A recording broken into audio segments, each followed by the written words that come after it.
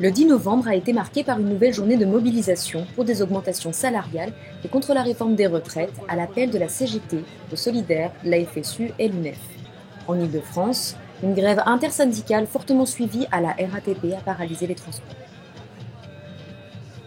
On est quand même depuis plusieurs mois dans un système, même depuis plusieurs années maintenant, puisque ça a déjà été fait pendant le Covid, de recommandations au patronat.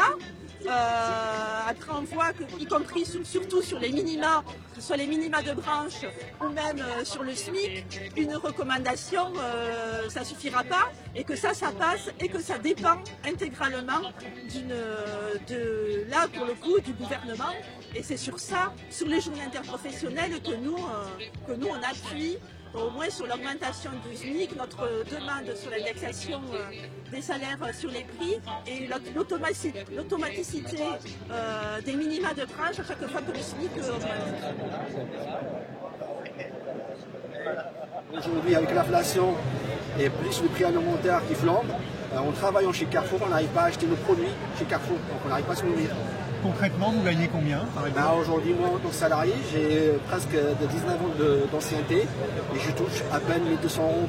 On regarde nos factures, on essaie de faire des économies, on essaie de ne pas sortir pour aller au restaurant. Donc tout ce qu'on peut enlever, on fait des sacrifices justement pour payer ce qu'on est obligé de payer, tout ce qui est charge, les factures et tout ça. Donc on survit. Et nous, ce n'est pas les primes qu'on cherche, nous, c'est les salaires. Parce que les primes, c'est que ça dépend du bénéfice, du résultat.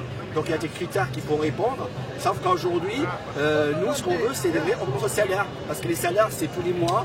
Et ça permet de payer les cotisations, donc d'avoir la retraite. Donc c'est ça qu'on veut, nous. C'est avoir un vrai salaire qu'on puisse vivre de notre travail.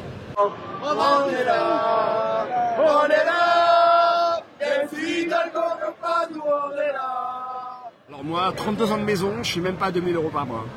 Comment on vit en Ile-de-France avec ce salaire? Alors j'ai de la chance d'avoir emprunté tôt et d'avoir acheté une maison tôt. Donc moi, je suis en fin de carrière, il ne me reste plus que 6 ans à faire.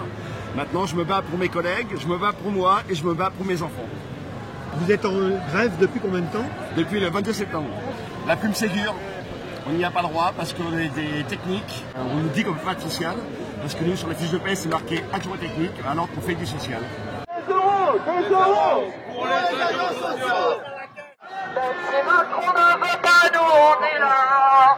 Pour l'honneur des étudiants et pour la réforme des bourses. Même si Macron ne veut pas, nous on est là.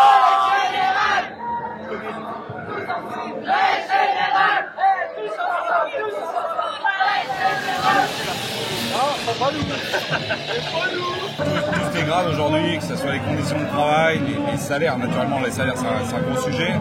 Mais voilà, c'est les conditions de travail, c'est les emplois.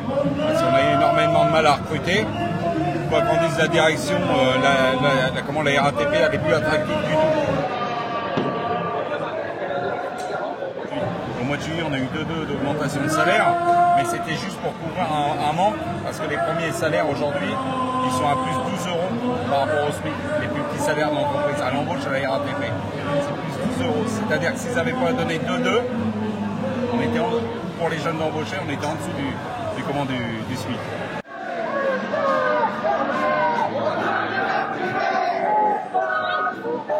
Les actions qu'on a menées à Roissy au mois de juin et au mois de juillet, elles ne sont pas restées sans conséquence. C'est-à-dire qu'il y a quand même des patrons à Roissy qui ont bougé et qui ont donné des choses à certains salariés. L'idée, vraiment, ce qui est important dans ce qu'on a fait au mois de juin et au mois de juillet, c'était d'unir les salariés de l'aéroport, quel que soit le métier, quelle que soit la profession.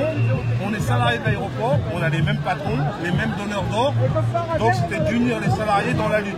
Et après, chacun dans sa boîte, de négocier, de tirer son rapport de contrat. La mobilisation aujourd'hui, évidemment qu'elle ne suffira pas. Elle ne suffira pas, les mobilisations précédentes non plus, donc on en organisera certainement d'autres. Après, sur les salaires, tout ne se joue pas non plus dans la rue. On sait très bien que là, on est sur des positions offensives, puisqu'on a des demandes très précises dans le cadre interprofessionnel. On voit bien aussi que dans les entreprises, il y a des mobilisations depuis quelques mois et surtout depuis le mois de septembre où ce mouvement interprofessionnel aussi encourage et entretient la mobilisation des salariés dans les entreprises avec des victoires évidentes sur certaines négociations salariales aujourd'hui.